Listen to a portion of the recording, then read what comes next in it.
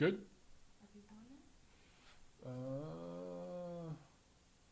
No one yet. Yep. Yeah, we're live. We're live. Vlad, what's up? Hey, everybody out there. Welcome to TNC number 162. I am your host, Michael Montero, for Boxing Monthly magazine and BoxingMonthly.com. This is the new March issue of BM. Got some great stuff in here. By the way, guys, we're still playing around with the volume, trying to get the right mix. Let me know how this volume is. I know the last couple weeks it's been really, really loud on the YouTube version. I know the audio podcast, everything's good to go there. So let me know. Oh, we got Michael Barrios, EPT, Rotor Sports, Joel, Andrew. Guys, what's up? Thank you for tuning in. We're going to get started here with TNC 162. Again, let me know about the audio and how that sounds, okay? And also, any of you who are going to be in Dallas, Barrios, I know you're going to be there. Anybody else who's going to be there, Tiff and I are getting there Thursday night.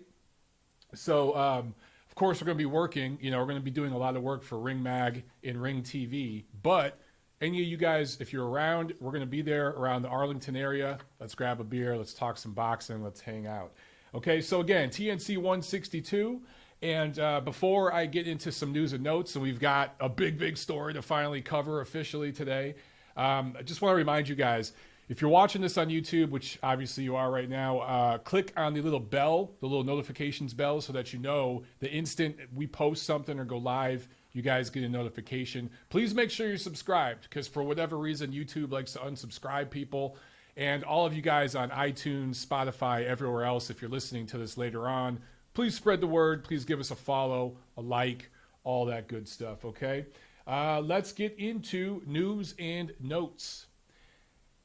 And today, of course, the big story, Gennady Golovkin had an official press conference with DAZN, the chairman, John Skipper. Sorry, Tiffany kicked the camera a couple times. So if the picture jiggled a little bit, Tiffany's walking around over here doing stuff. She kicked the camera a couple times. We should be good, though. Let's see. Sound's coming out. They're saying that the sound is only... I'm going to have to play it that way. So far, everyone says the volume sounds good. Okay, so I think we're pretty good with volume. Of course, the big news is Triple G. But a couple quick things to hit on, and then we'll get to Triple G, okay?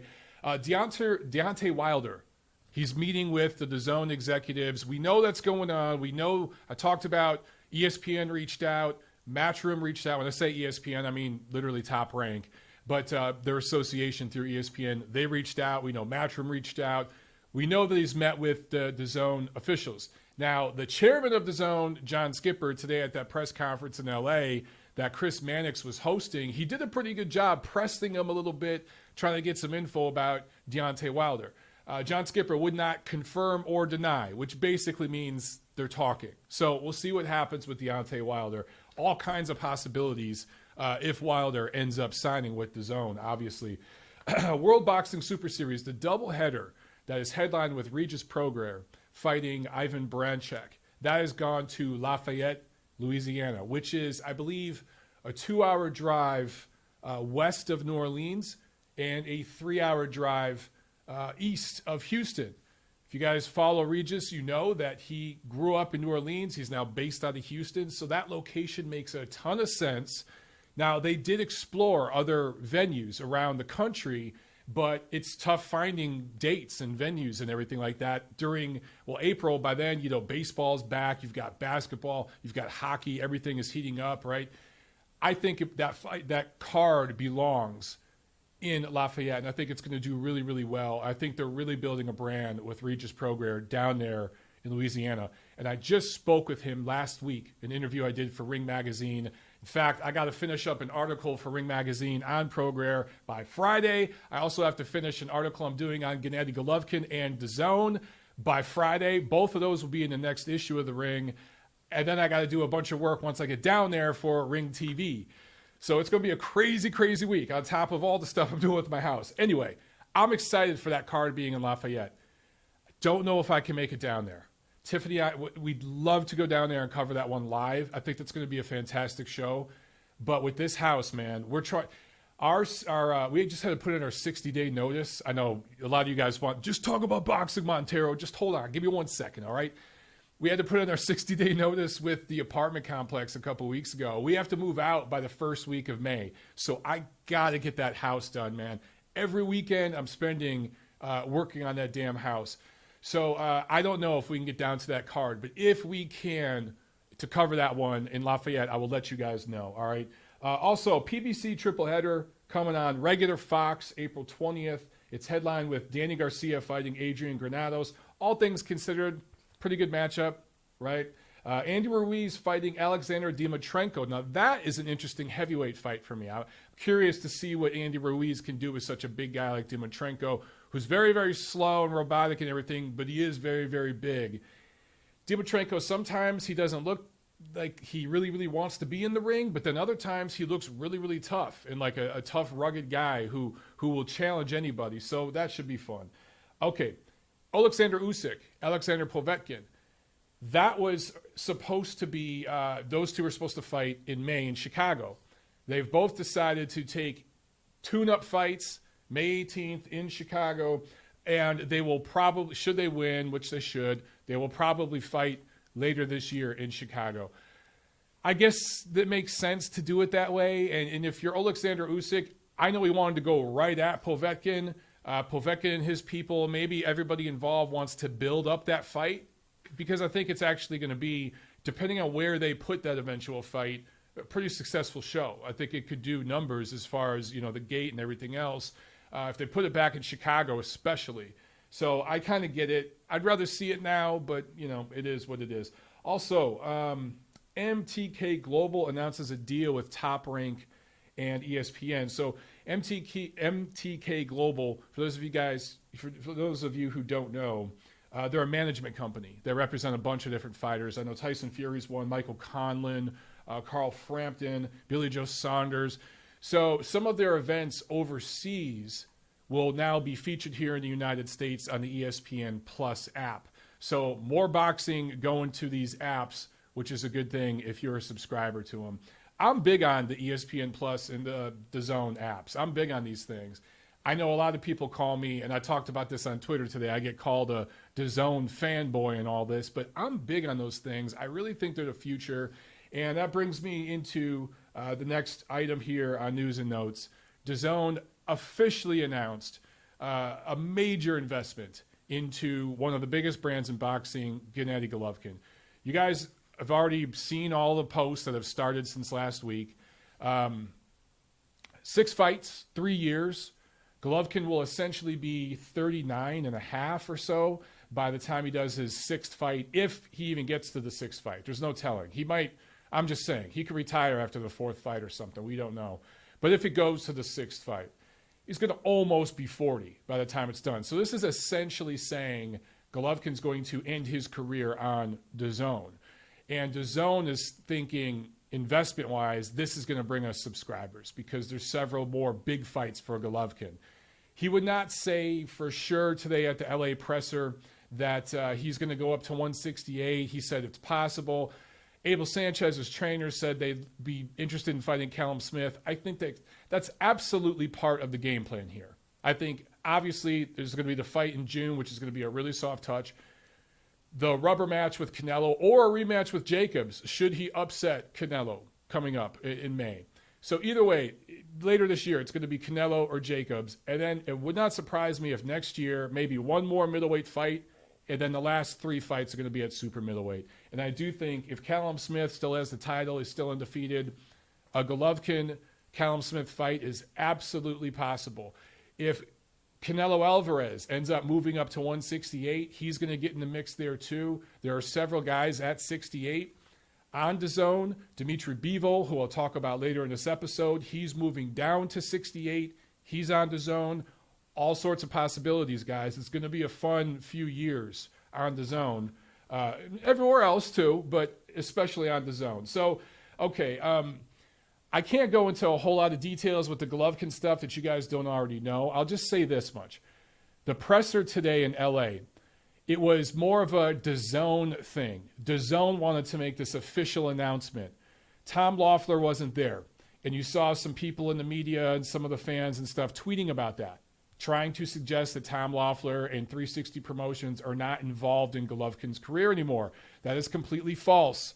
I talked to Tom Loeffler just a few minutes ago. He's in Europe right now. I can't get into all the reasons why. He requested that I keep some of that private. It's a personal family matter. That's why he's over in Europe. That's why he wasn't there today. There will be a follow-up press conference 2-3 weeks from now that is more Golovkin focused with his team that will have Tom Loeffler there running that presser. So that will happen. This was more about DAZN, John Skipper, wanting to just get it out there in the media officially. The presser that you see in a few weeks that's run by Tom Loeffler and 360 and Triple G Promotions and all that, that's probably where they're going to announce an opponent, a venue, a date, all that good stuff. Okay, so Tom Loeffler and 360 Promotions absolutely still involved in Gennady Golovkin's career, regardless of what it looked like today at the press conference or what you guys saw from some people on Twitter. Triple G Promotions will have a stake in DAZN starting in 2020. They will start promoting 2 cards a year that will not have Gennady Golovkin on them. So that little part of the contract runs out in 2021 as well. So at that point, Golovkin can continue promoting. Should he retire at the end of 2021, he could continue promoting on DAZN, or he could take Triple G Promotions to another platform. He will have that option at that point. Okay, that's it for news and notes. Let me get to a few questions. I know a bunch of you guys probably have them right now. Let's see here. What do we have on notes? Chad Fletcher says, representing Detroit for you, brother. Love the show. Who do you think Triple G's fight in June will be? Chad, man, I miss Detroit. We haven't been up there in a year or so. Tiff and I were talking earlier. I turned 40 in June. I'm old. I'm about to turn 40, and I think it'd be cool to celebrate my 40th birthday in the D where my life started. So if we can make that happen, that's what we want to do. I want to get up there and see some family. I just had some family that had moved south, just moved back up there last year. So, some aunts and uncles and stuff. I'd like to get up there. Anyway, Triple G's fight in June. It's going to be somebody that's not ranked. I know people have mentioned some names. Like, guys, it ain't going to be anybody anywhere near the top 10. Wouldn't surprise me if it's a 54 guy, 154 guy moving up. Wouldn't surprise me if it's somebody who's not even in the top 20. From what I've heard, Golovkin has really been taking family time. They just had another kid, him and his wife. So he hasn't really been training. He hasn't been in a camp. He's really just been taking personal time to figure out his next move. They're going to just try to get in a quick camp and some rounds against the dude. There's literally anybody it could be. It could be some obscure fighter from Europe that you've never even heard of. Wouldn't surprise me. Depending on where they fight, it could be some obscure guy from Mexico you've never heard of. It just depends on the venue and the market they fight in. So, again, that will be coming in a few months or a few weeks at the next press conference that Triple G and Tom Loeffler do. You'll hear all that then. Dwayne B asked, "You're not going to Dallas?" No, Dwayne, we are going to Dallas. Let me get that out there. I think I talked about it earlier. But Tiff and I are actually going to get to Dallas Thursday. And we are leaving early Sunday. The only flight we could get back was like Sunday morning at 7 a.m., which is awful. But we'll be in Dallas Thursday, be covering that. This is our first card covering together for Ring. So that's pretty cool. That's really, really cool. That's a nice milestone for us. And Tiff will be doing some video work for Ring TV there. Let me see if I could read this. Les Chroniques.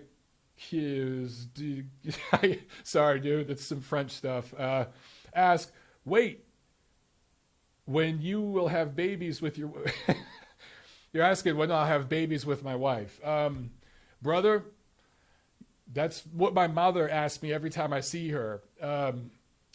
We will, but we got to get our house together first and our living situation here in Atlanta together first, and then we will do that. Right now, it's a few items down the line, and we're not even technically married yet. We're engaged. We still haven't gotten married yet, so we haven't even started planning that.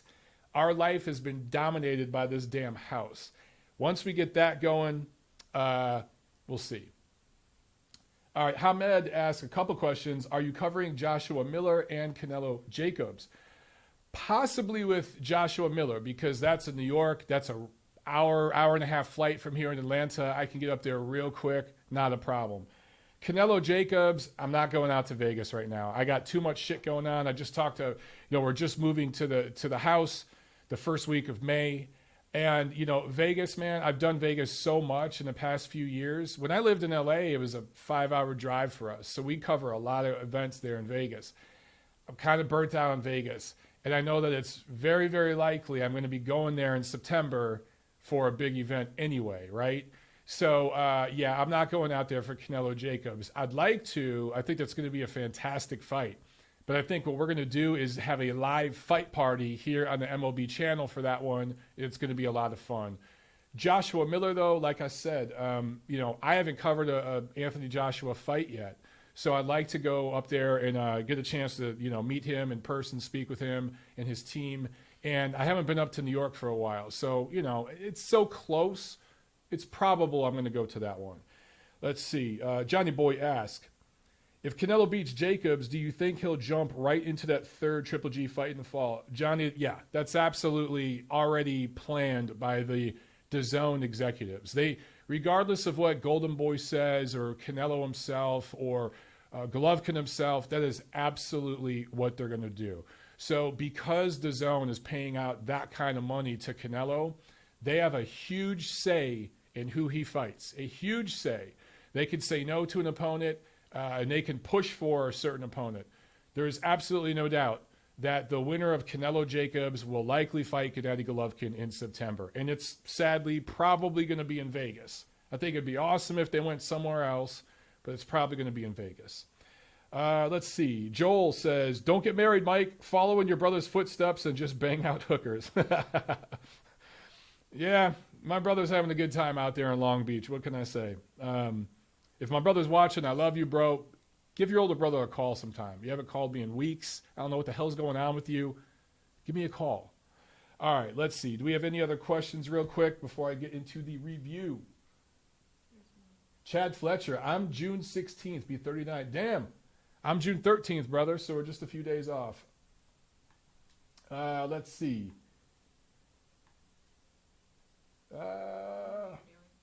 I'm looking at the questions. I'm trying to look. I think I got it.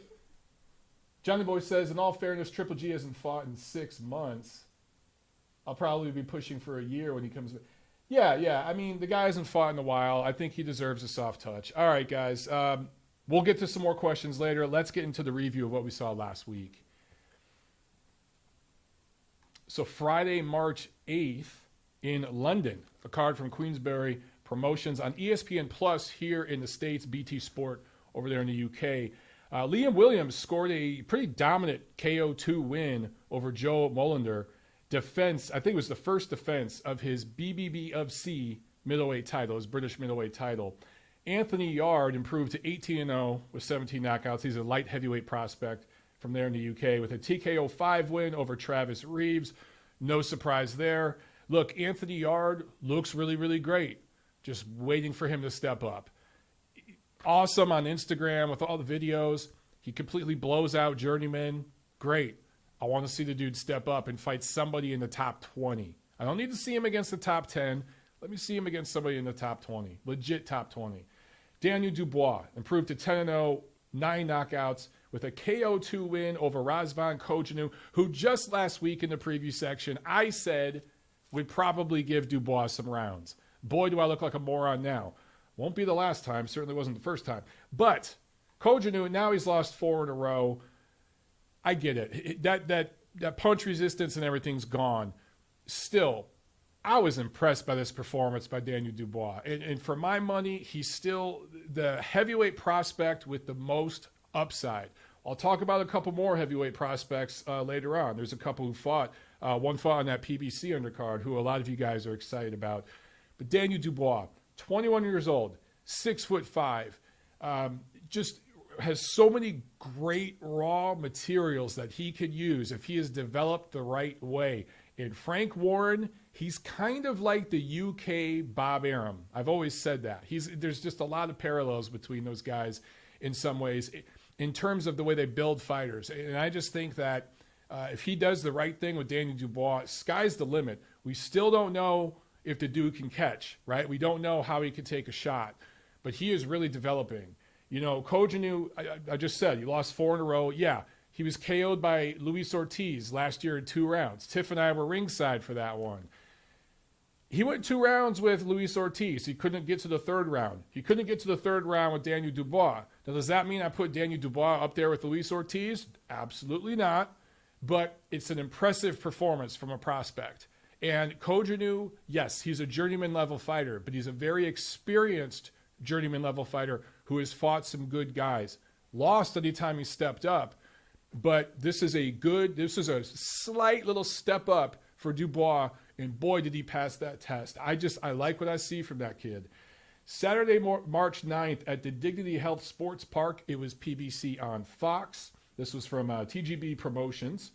And Shawn Porter in the main event scores a split decision win over Yordenis Ugas, defending his WBC welterweight title for the first time.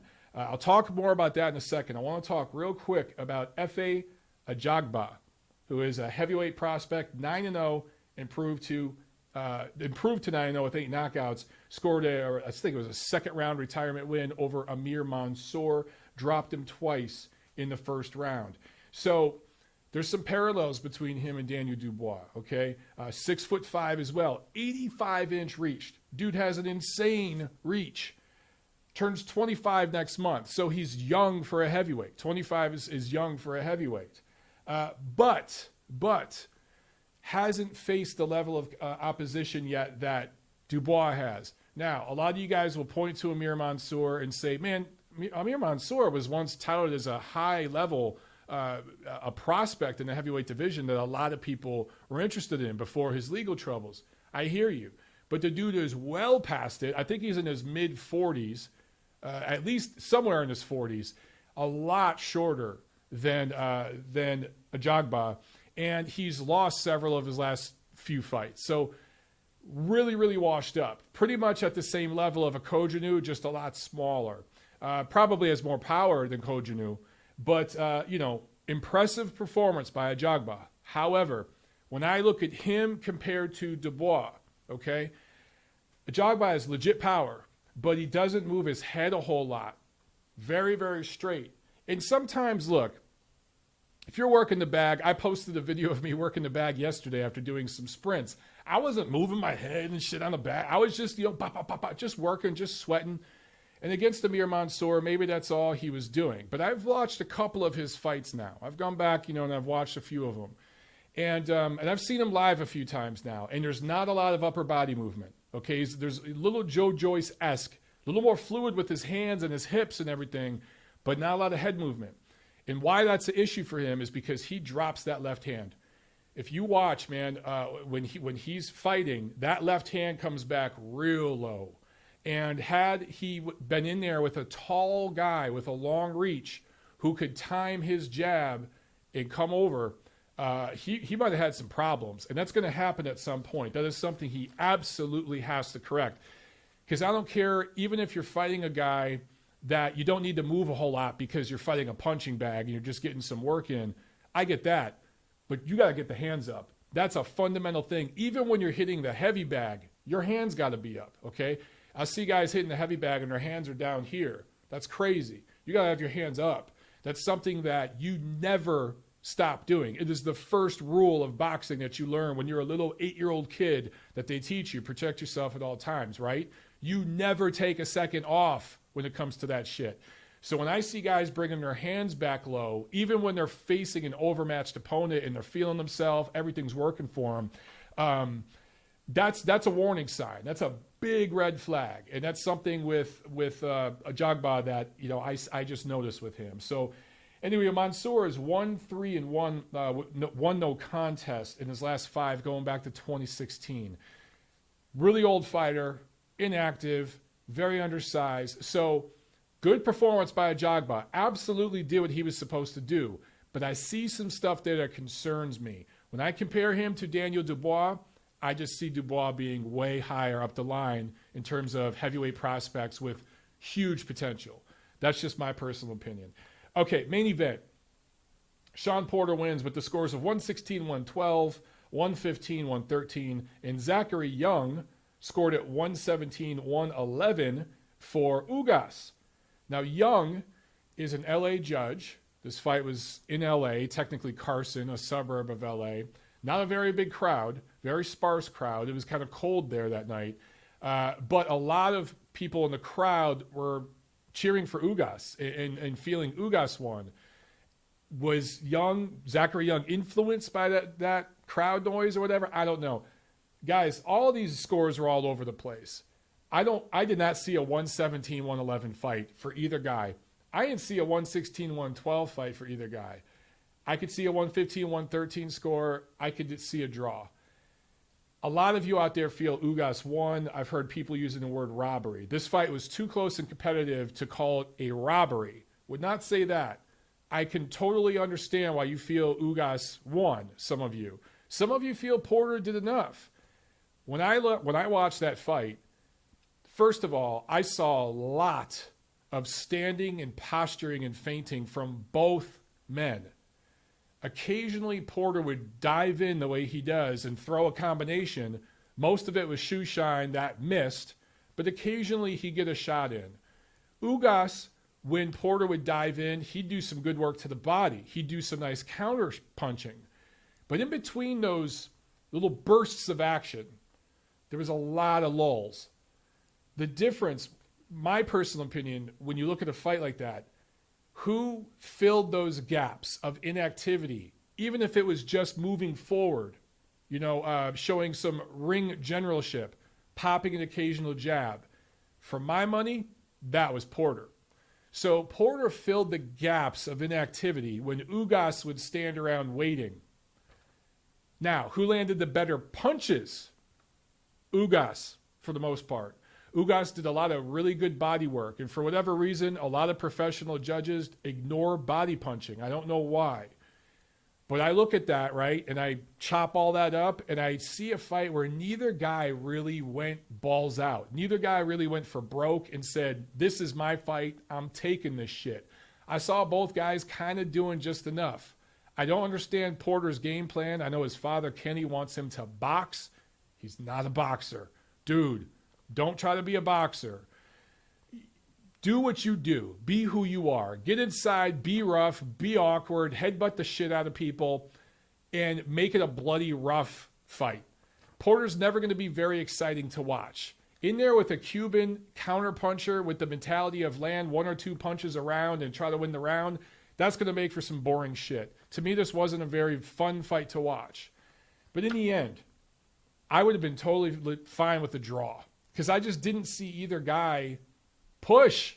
And that's, to be honest with you guys, at the 10th round, I went over to DAZN and started watching DAZN. I did not watch the final two rounds. I had it pretty much a draw at that point, and that was it. Now, in the 12th round, there was some controversy because people say that Porter was punched and he fell down, and that should have been called as a knockdown.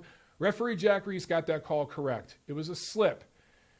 Ugas threw a punch, but it was a clubbing shot, and his glove kind of landed back here. It was not a scoring blow.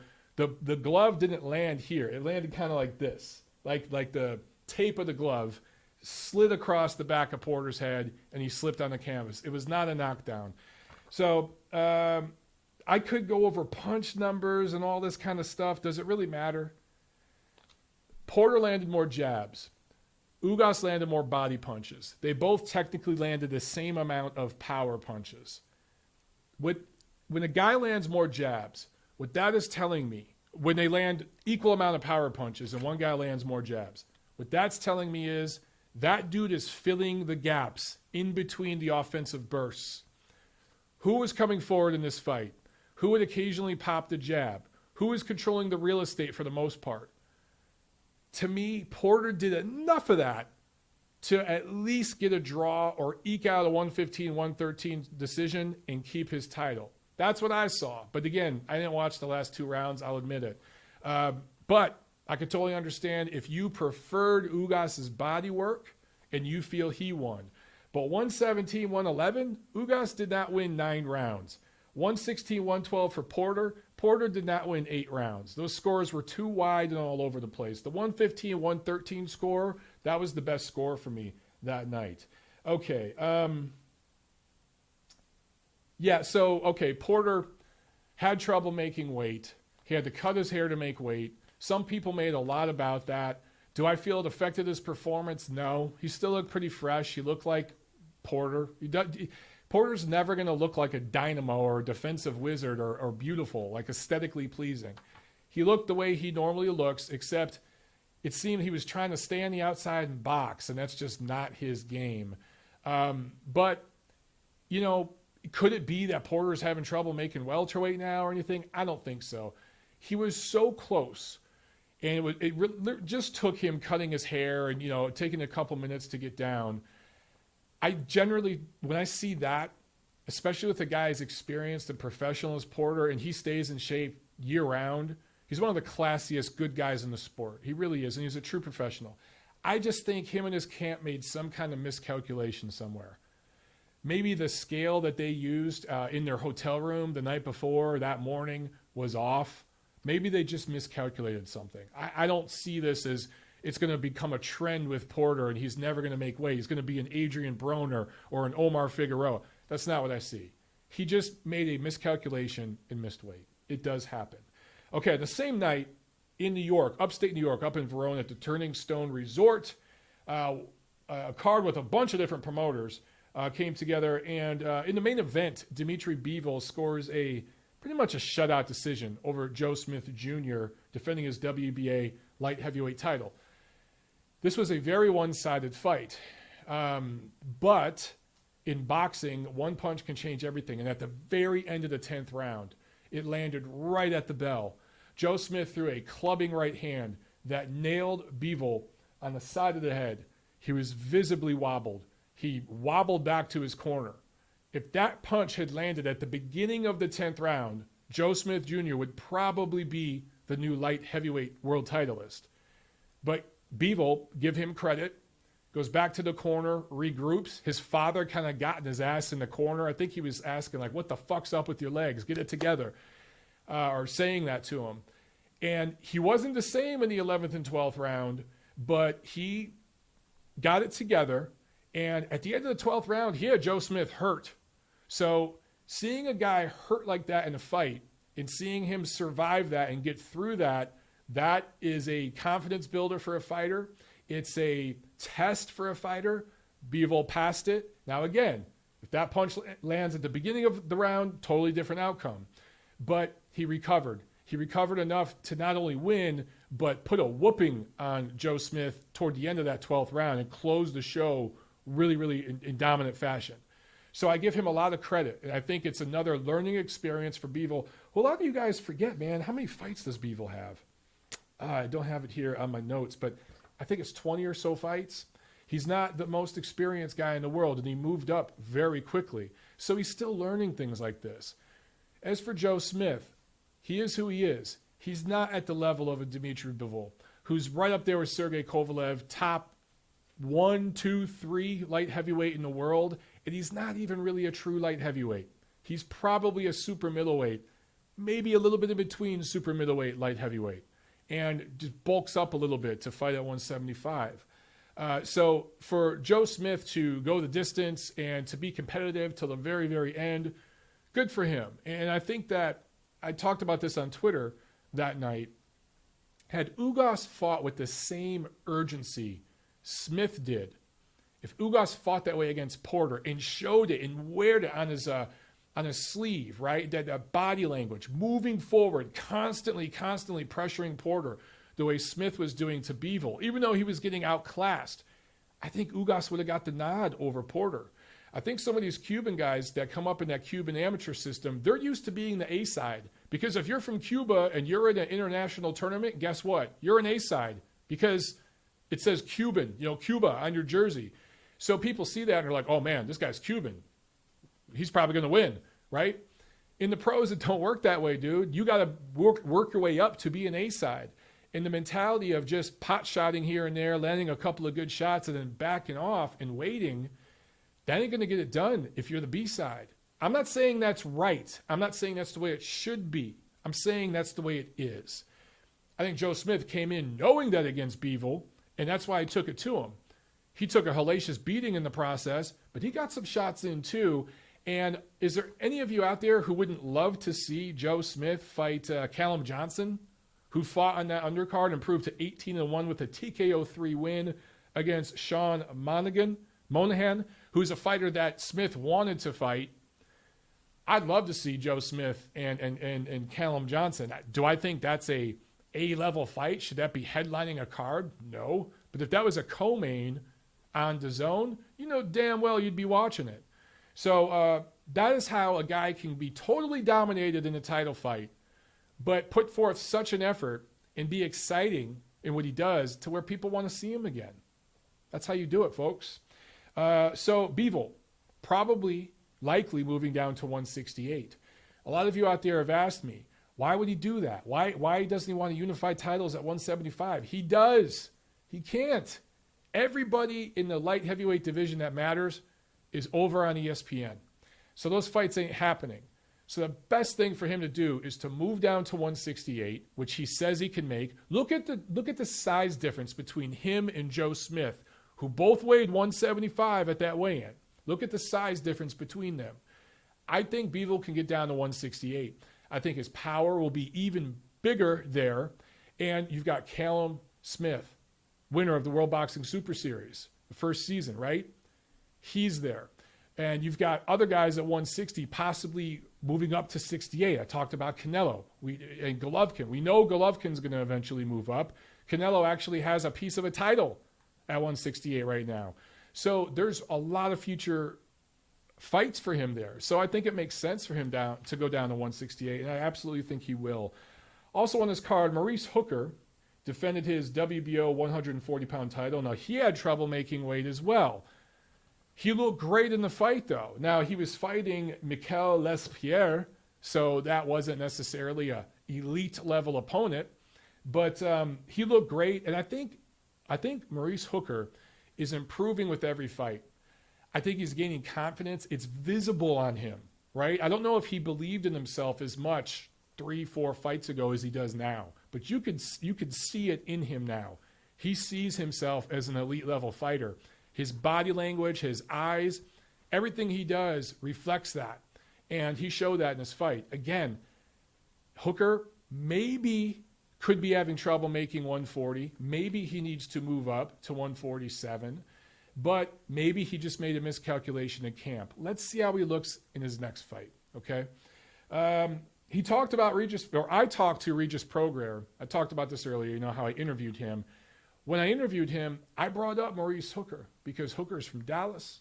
Prograis fights out of Houston now, and he had some colorful language for him. I'm going to save it for my article. So those of you, you know, who subscribe to Ring Mag, you can read that later. But those two, man, if they fought one time years from now, whether it be in Dallas or New Orleans, I think that'd be big, man. That could be big in a couple years. So keep that in the back of your head.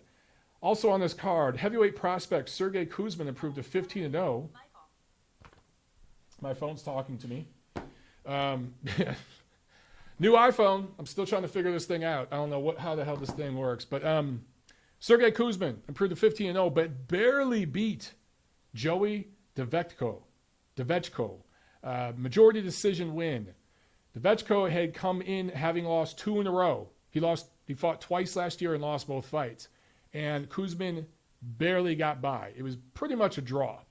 So I don't know how high, you know, I rate Kuzmin right now as a heavyweight prospect to really watch. Now, anything can happen. And given that of boxing, it might have just been an off night. There might have been an injury. Who knows? But struggling with that level of fighter, I don't know. You know, I'm going to pump the brakes on Sergey Kuzmin and, you know, how much I want to see of him in the future as far as, you know, his potential as being a heavyweight contender. Okay, we were having audio issues? Yeah, and I think I just figured out. Tiff is saying we were having audio issues. You were saying it earlier. And Guys, I hope that fixed it. She just wiggled some wires around. Again, that's why we're going through this process now on the show. before doing the live call-in feature, because we got to get this whole scenario worked out, make sure the audio mix and everything is nice and tight, and we got this flowing real good, and then we can add in the call-in feature. If we did that right now, this show would be a disaster, okay? So we're getting everything worked out. That's it for the review, and now I'll get to some more questions, and then we'll get into the preview. Let's see what we got. Andrew Ogilvy asks, can you talk a little about Bivol's style, especially his stance and footwork, pros and cons, and overall opinion? Good question, Andrew. So one thing I noticed with Bivol, doesn't move his head a lot. And I talked earlier about that heavyweight prospect, Efe Ajagba, right, who doesn't move his head a lot. The difference with Bivol, he moves his feet a lot. You don't really need great head movement if you can use your feet to get out of range. He's very, very good at getting his shots off and then bouncing out almost like a rabbit. He kind of hops like a bunny out of the way to where, Joe Smith, taller, longer, longer arms, could not catch Bivol. The only problem with that kind of style is when you're up on the ropes, because then you can't jump back.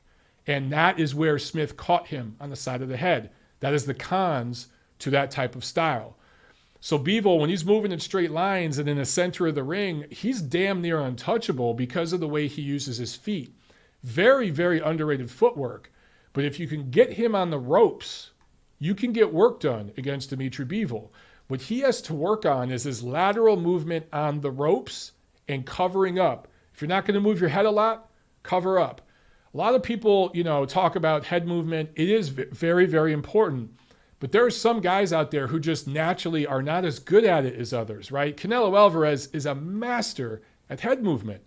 Well, then you have guys like, let's say, Gennady Golovkin, not the best head movement on earth. So when Golovkin's at close range with somebody, if he fears their punching power, if they have good punching power, he just shells up. He gets his hands up and he picks off shots. That's all you got to do. You know what I'm saying? That will nullify your offense to a degree, but fighters have different styles. And for Bivol, again, I like the way he uses his footwork as his defense. Footwork really is his defense. It's just when he gets on the ropes, he can't back up anymore. He's got to move side to side. He needs to work on that. Let's see. Hamed asked, he's talking about Canelo Jacobs. He forgot it's not in New York, and he's asking if I'm going to cover Crawford Khan. We were originally going to go to Crawford Khan. In fact, I talked with the guys at Top Rank about that, but we just can't do it because it's in April, and like I said, I got to finish this house. So all 4 weekends in April, I'm going to be drinking beer and working in that house, and then I will come home on Saturday night and watch the fights with you guys and tweet and do a lot of shit posting on Twitter, which I need to stop. I need to start doing less of that because it gets me in some trouble. But I like to have fun and make jokes. What can I say? Game Bread Fight TV asks, what's up, Mike? Been training with Coach Eddie. Greetings from LA, homie. Man, tell Eddie I said what's up. That's awesome, man. Damn, dude. I miss Coach Eddie. I had so much fun training with him and a lot of good, fun memories, a lot of laughs. I hope he's doing well, and I hope you guys are having fun. I assume you're working out there, City of Angels Boxing. I miss that gym. It's funny. I'm working out right now just at this LA Fitness that's right down the street because I get a great deal at LA Fitness. And it's dirt cheap. It basically costs the same as a DAZN subscription for me to go there. So I was working out, the other day, and they have the TVs on, and there was some music video they were playing because they had MTV on or whatever the hell it was, and the music video had boxers in it, and I could tell it was shot at City of Angels Boxing. There was one part of the video where like the band is in the ring playing their guitars and shit. And boom, right there, City of Angels Boxing in the ring. And I'm like, damn, that's the ring I used to spar in. That's the ring that I even got Tiff to train in that ring a couple times. So it was cool to see that on TV. It made me homesick, I got to say. October 4th, ask, do you think the ref should have taken a point when Joe Smith Jr. body slammed Bivol? That had me angry. He said angry with capitals. I think shit like that deserve points taken away without needing a warning. Honestly, every situation's different, dude. At that point, it was egregious. I mean, Joe Smith clearly he was starting to body slam him. But if you watch in slow motion, he's going through the motion of body slamming him and then kind of lets off halfway through. It kind of dropped Bivol down. Not that that makes a huge difference, but the fight was completely one-sided shutout. There had been no fouling at all, really not that much clinching or anything. So I think Bivol didn't bitch or complain. All things considered, I think the ref did the right thing by letting that go. Now, if Smith had gotten nasty earlier, if he had pulled some kind of stunt earlier and then did that, absolutely. Couldn't even be worthy of a disqualification, depending on how the fight had gone up to that. If it was a close fight, okay, let me say this. If it was, I can't remember what round that was, but let's say it was in the 10th round and it was a 5-5 kind of fight. It was even fight, and he did something like that. That's when I take a point right away. Because I'm like, dude, you're in a very, very close fight and you're pulling a stunt like that. That should cost you something. In a one-sided fight, really, it'd have no difference on the outcome. So I understand your frustration. Like, I get your point. I just didn't think it was necessarily worthy to jump right in. In the end, it's a boxing match. It's a fight. And things like that will happen sometimes. You got to take every situation different. And, you know, I was cool with it. Rockstar 1996. Over Yoka and Hrgovic. Even Ajagba. Are you saying Daniel Dubois over those guys? Look, Hrgovic, maybe not. I got to see more of him. At this point in time, the guy with the most upside, the guy with the most potential upside, I should say, Daniel Dubois. Dude, I look at a 6'5" heavyweight who's 21 years old and getting experience on big shows, big platforms. Yeah, he's on the undercard. I get it. But there's 21-year-old guys in the amateurs right now, okay? So there's so much upside. So, yeah, I'm big on Daniel Dubois right now. I just am. Johnny Boy asks, do you think Pacquiao still gives Porter, Danny Garcia, Thurman tough fights, Mike? Yes, I do. I actually think Manny Pacquiao beats Danny Garcia. Could beat Porter, unless Porter Jeff Horns him. But I think if those two fought in Vegas or something, Pacquiao is going to get the nod. Thurman, he might be able to beat Thurman right now, dude. I mean, I would favor Thurman just because of youth, but Thurman's so inactive. We got to see how he looks in this comeback fight. But you put a gun to my head, if those two fought right now, because Pacquiao's been more active, I might favor Pacquiao. I know, call me crazy. L.R. Chiga asks, what's up, Michael? How did you score Ugas versus Porter? You must have just got on the chat, bro. Check it out earlier. I tuned out around the 10th round and went over to DAZN. I thought the fight was very close. I pretty much had it a draw. And the reason why I tuned out is because I thought these guys are going to split the last 2 rounds. It's basically going to be a draw. Porter's going to win by controversial decision. I tweeted it. Don't take my word for it now. I tweeted it before it happened. I could see the writing on the wall for how that fight was going to go. I talked about it last week, and that's what ended up happening. That's why I tuned out. So do I think Ugas got robbed? No. Do I think that it's very, very likely Ugas, I could understand why a lot of you feel Ugas won? Absolutely. I get that. But I just think the dude could have did more. He could have pushed a little more. Sometimes body language is a big deal in boxing, guys. Not just boxing, but all sports. Sam asks, does Jarrett Hurd look bigger than Bivol? Yeah, he does. It's very, very interesting. God, man, one day those two could fight. Could you imagine that? And in the ring when those two fought, if they ever fought, let's say 2 years, 3 years from now, Hurd would be the bigger guy. Think about that for a second. New Day asks, when will Steve Kim get inducted into the Hall of Fame? Steve is well on his way. You guys know I'm friends with Steve. A lot of people out there don't like Steve for whatever. Actually, it's not a lot of people. It's a small little group of very loud people. It's the minority. It's just a very loud minority of people that don't like Steve, and they don't like me for different reasons. They don't like Doug Fisher. I look at Steve and Doug specifically, and there's plenty of other guys I look at as mentors, but those two guys I really look at as mentors, and they are absolutely going to be in the Boxing Hall of Fame one day.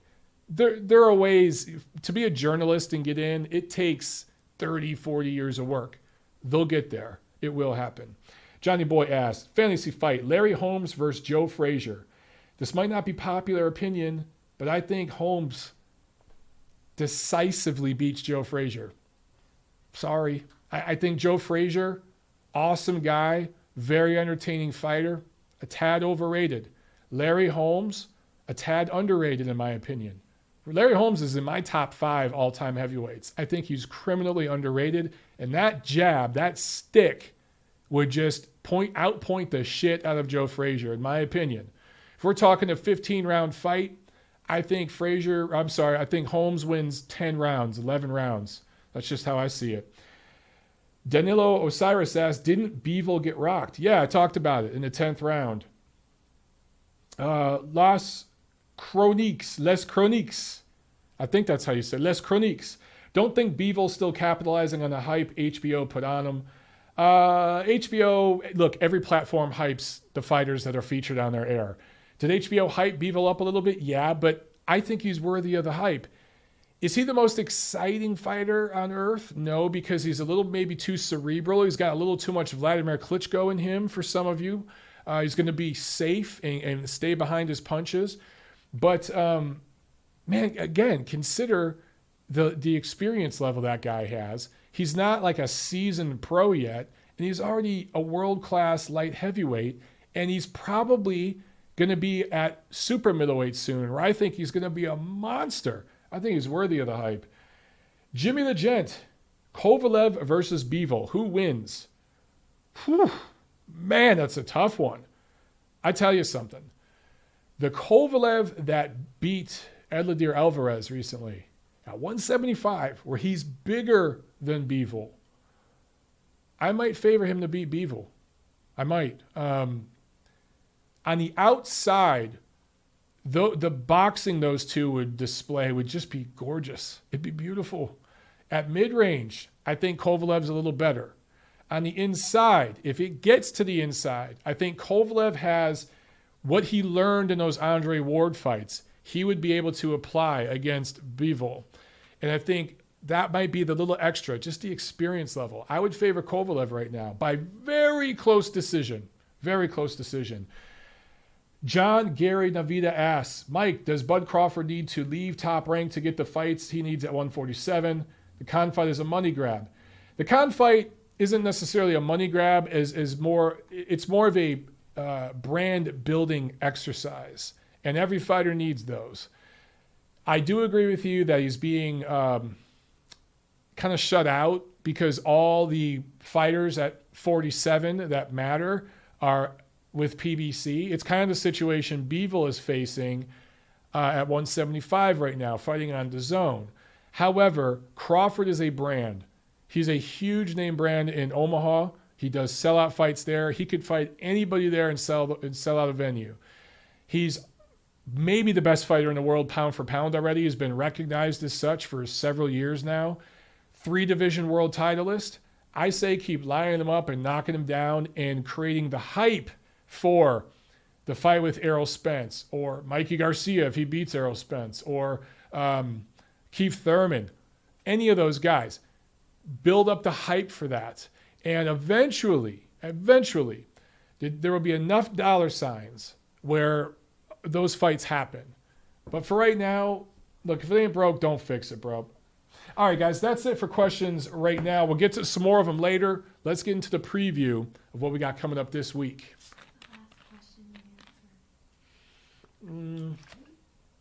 Last question I answered was from John Gary Navida. So you could delete all those above it.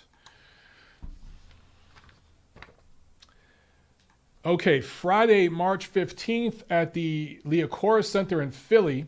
Matchroom DeBella Peltz doing a co-promotion. This will be on DAZN.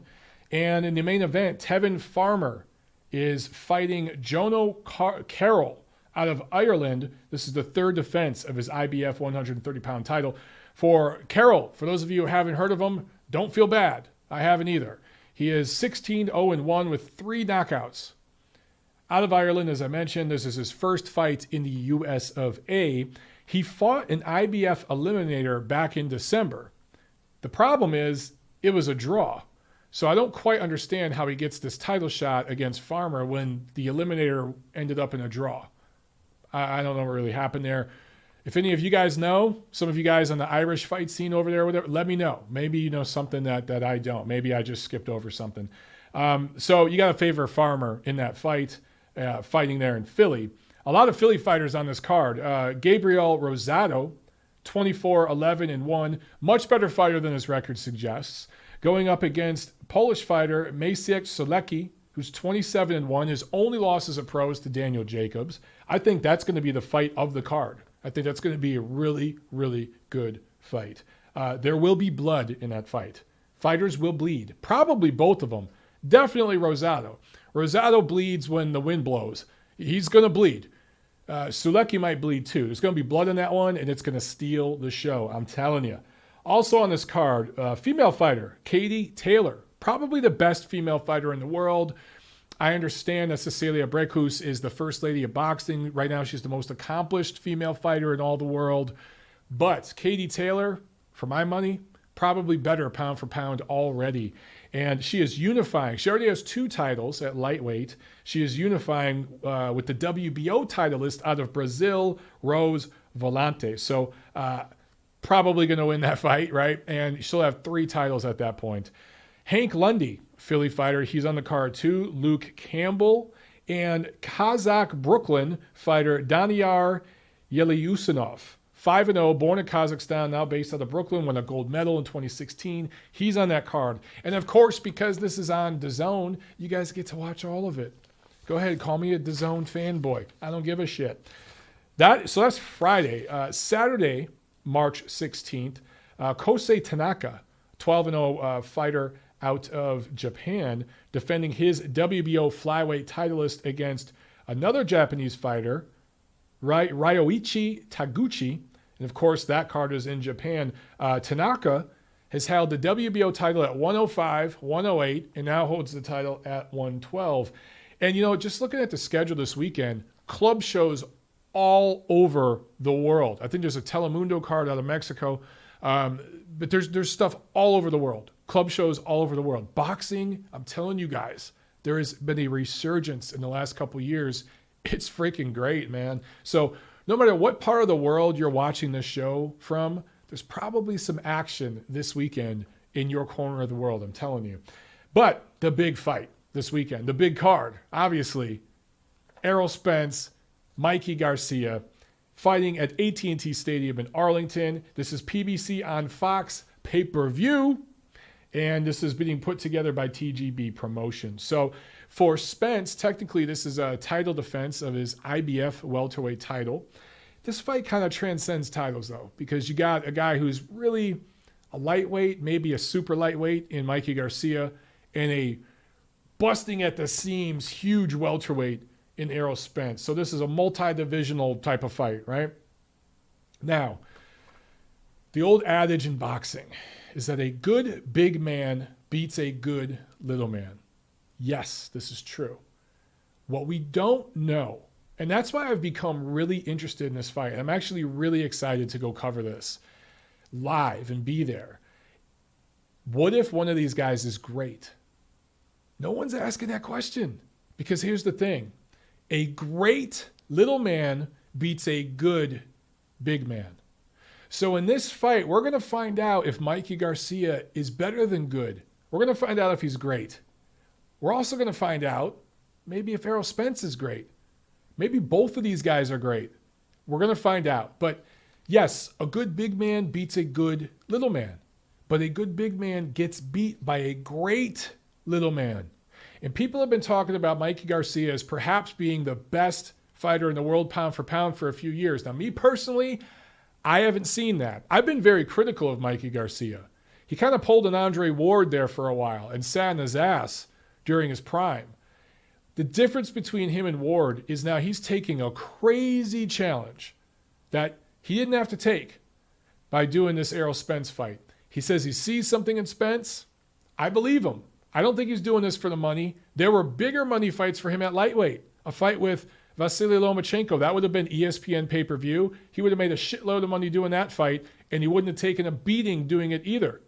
So him taking this fight, I believe he sees something. I know for a fact he's put on weight the right way. Full VADA testing for this fight, which I love. Both fighters, VADA testing. So I think that this is a clean fight. I truly, truly believe that. And I think that both guys are taking it seriously. Pressure. 100% of the pressure is on Errol Spence. He's supposed to win this fight. He's supposed to win big. He's supposed to knock Garcia out. You have all that pressure. You're fighting in Dallas, Arlington, a suburb of Dallas, and you're from Dallas. So hometown fight, lot of pressure. You're supposed to win. You're supposed to win big. Garcia's coming in. He's supposed to get knocked out. He knows this. Him just going the distance is a moral victory, right? There will be people out there who will be shocked when this fight goes the distance. I didn't say if. I said when. This fight is going the distance. No one's getting knocked out. It's going all 12. I'm saying it now. Bet the bank on it. Now, maybe I'll be made to look like a complete moron in a few more days. Maybe Spence will show us he truly is great and mop the floor with Garcia. I just don't see that. I see it going all 12. What I keep going back and forth on is who gets the decision. This isn't Vegas, but Texas, some shady stuff happens in that commission too. Who gets the decision? Who gets the benefit of the doubt in the close rounds? If Spence legitimately wins a close round, right? Will he get the round with the judges? Or will the judges curve the grading scale because Spence is supposed to win? If Garcia looks better than they think he's supposed to look, will they award him a round he didn't really win? There's so many different ways to think about this. One thing that no one's talking about. Everyone's talking about the size difference, right? Size matters. What did I say earlier? Good big man beats a good little man. However, so does inactivity, activity, level of opposition, level of skill, level of seasoning, level of experience. All these things matter. And just the last 2 years, I want to tell you guys something that no one else is talking about. Nobody else in the media is talking about this. I don't know why. In 2017 and 2018, okay, the last 2 years, Mikey Garcia has fought 4 times. He's 4-0. He's gone 39 rounds. He went 24 rounds last year. Spence, in that same time, has fought 3 times. He's only fought 19 rounds in the last 2 years. He only fought 8 rounds last year. 8 rounds. One guy fought 24 rounds last year. One guy fought 8 rounds. I think that matters in this matchup because I think timing and all of that is going to play a massive role in this fight. Also, who did they fight? Garcia fought Sergey Lipinets, Robert Easter. Neither of those guys are elite, world beaters, future Hall of Famers, but they're both quality, top 10 level fighters. Errol Spence fought Lamont Peterson, who was a quality, top-level fighter, but he had been inactive. I talked about this before. Peterson had fought, I think, once in like 2 years. He had had performance-enhancing drug issues, suspensions, all kinds of stuff. He'd been softened up by some tough, long, grinding fights. Not the same guy he was 5 years ago. So that's a nice-looking win for Spence. But I'm not so sure that beating Lamont Peterson in 2018 is as good or better than beating Sergey Lipinets and Robert Easter, who both came in with O's. Robert Easter probably got the benefit of the doubt in a couple of decisions, maybe shouldn't have had his O. But those two guys, considering where they're at in their career, probably better wins at this point than a win over Lamont Peterson. Yeah, I'm saying that. And then he fought Carlos Ocampo, who's a journeyman, who didn't even last, a round? So, guys, you start taking all this into consideration, okay? And this is where my head's going. I'm thinking, does all this shit matter? Does Garcia shock the world to win this fight? And do we end up looking back a week from now and thinking, how the hell did we think Garcia wouldn't win this fight, right? Or is all this just genius promoting, marketing, management by PBC, the fighters involved, the networks, taking all these factors and using it to promote the hell out of this fight, which is a gross mismatch, trying to make it seem competitive? Which one is it? I'm not going to give you guys my prediction until I get to Dallas. I'm gonna bail out right now because I keep going back and forth. I think I know who I'm going to pick. I think I know. But I'm going to hold out until I get to Dallas and give you, maybe I'll do like a live video from the weigh-in or something and let you guys know what I think then. But I'm curious what you guys think of everything I just said, okay? I want to hear about it in the comments section. Those of you who are going to listen to this later on iTunes or Spotify or whatever, tweet me. Let me know what you think about this breakdown and all the things I talked about that nobody else seems to be mentioning. Everyone just talks about the damn weight difference. There's a lot more to this fight than the weight difference. Okay, also on this card, David Benavidez, fresh off his coke suspension, going up against J. Leon Love. Love is coming off the loss to Peter Quillen last year. So Benavidez should improve to 21-0 with this one. Gets a layup here. Also on this card, Luis Neri, who is 28-0 out of Mexico, fighting McJoe Arroyo out of Puerto Rico, twin brothers with McWilliams Arroyo. The Arroyos are good quality fighters out of Puerto Rico. Here's what I don't get about this one. Neri, of course, a former bantamweight titleist, had issues with performance-enhancing drugs testing, suspended indefinitely by the California State Athletic Commission and by the Japanese Commission.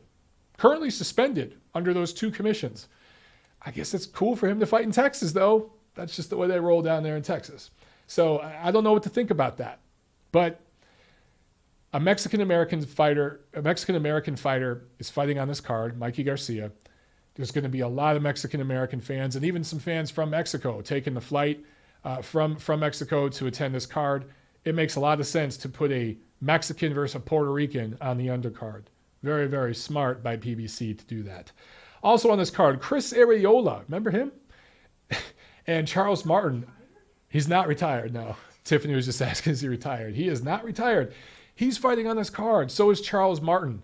Are they fighting each other? That might be mildly interesting. No. They're fighting cab drivers.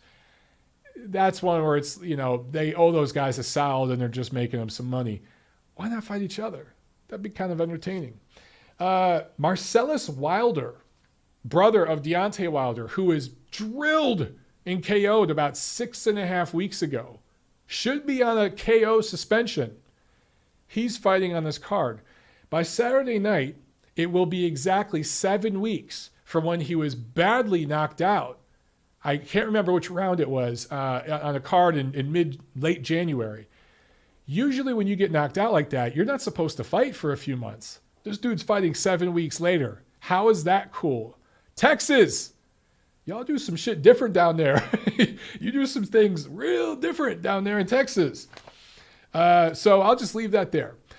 Sunday, March 17th, there is a card on ESPN Plus from Top Rank, of course, at the Madison Square Garden Theater in New York. And, of course, it's St. Patrick's Day, so you got to have Michael Conlan fight. Tiffany and I were there for Michael Conlan's pro debut there at the theater. The place was packed. Nobody sat down. They were standing the whole time. The fight lasted, what was that fight, babe? 2 rounds, maybe? Maybe 2 rounds. It didn't matter. The Irish people there were awesome. Irish fans are like the Mexican-American fans. They make things so much fun, and they're definitely going to be there Sunday. So, guys, while you're chilling at home, Sunday night, turn on the ESPN Plus if you got the app. That is going to be fun just to see the Irish fans there with Michael Conlan. That atmosphere is going to bleed through the screen. In the main event, Luis Collazo fighting Sammy Vargas. That is a good, solid matchup. If you look at where Collazo's at this point in his career and just who Vargas is and how these two fight, I think that's going to be a fun event, man. I think by then the Irish fans will be really liquored up because they will have seen their man Conlan do his thing, and then the main event comes in. And you've got a Puerto Rican dude fighting. I want to say Sammy Vargas is of Mexican heritage. He's American, but I want to say he's of Mexican heritage or half Mexican. Why don't you guys correct me on that? So I think you got a Puerto Rican and a Mexican in the main event in New York. There's no Mexicans in New York, but there's a lot of Puerto Ricans. That's going to be fun, man. I'm telling you guys, check that out. So you get boxing Friday, Saturday, and Sunday this week. All right. We will be flying 7 a.m. back from freaking Dallas. 7 a.m. flight. After we're going to be working all night Saturday night. go to the post-fight press conference, go out probably for drinks afterwards with a few of yous. And then we got to get up at 5 a.m. and go down to the damn airport. And then when I get here Sunday back in Atlanta, I'm going to be calling into probably several radio shows and podcasts doing little interviews about the fight, about Spence and Garcia. So Sunday's going to suck, but that card will be fun. That'll make up for it. Okay, a few questions, guys, and then we'll wrap this TNC 162. Herman Bopp asks, hey, Michael, a big hug from a Chilean fan. Hugging you back, brother. Hugging you back, brother. What part of Chile are you from? Santiago, I'm guessing? Anywhere in that area? I'd love to get down there one time. I'd love to get down there to South America, period. I'd like to see Argentina, Chile. I think that'd be just fantastic. It'd just be amazing. There's so many parts of the world I want to get to. If we could finish this damn house. Finish. Yes, I'm looking at you, Tiffany. Finish it. She's off camera. You guys can't see her. She's over there getting your questions over here to me. Rockstar 1996 asks, how do you feel about a potential Hunter Povetkin fight? I think Hunter is a live dog in that one. Michael Hunter. He'd be undersized in that fight. He'd be underpowered in that fight. But considering where Povetkin is in his career, considering the punishment he just took against AJ, considering his age and everything else, yeah, absolutely a live dog. I favor Povetkin. I still favor him. But Hunter, yeah, definitely would be a live dog. DS Kennels 210 asks, Mike, do you think Bivol would be better off leaving his longtime amateur coach for a seasoned pro trainer? You know, dude, I don't know. That's another one of those things when it comes to fighters and their trainers. Everyone's different. And some guys do better being with the coach they've always known. And there's a familiarity and a comfort there. Some guys, honestly, can work with any damn trainer and they're just as comfortable, just as fine. It depends on their personality. From what I gather about Bivol, and I've spoken with him and his wife, Tiffany and I both have spoken with Bivol. We actually follow each other on social media and stuff. They're super cool people, but they live in Moscow and they want to stay over there, and that's where they're raising their kids. They come here to America and they vacation and they see the world. They vacation all over the place. Those kids are really well traveled, those Bivol kids.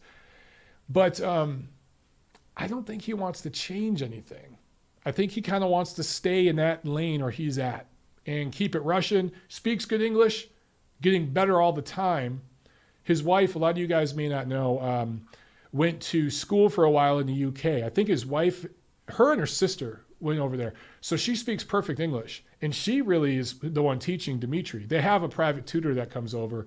But yeah, so anyway, his English is getting better and he's going to do everything he can to help market himself here. He's probably going to continue to live in Moscow. And he's going to, or I'm sorry, St. Petersburg. Why do I keep saying Moscow? He's going to continue to live over there in St. Petersburg. And I just don't see him changing anything. Now, if and when he loses for the first time, that might all blow up. Because then it might click, hey, I need to work on some shit. Until then, I don't see it happening. Vlad Rodichek asks, what do you think about Israel the Dream Madrimov?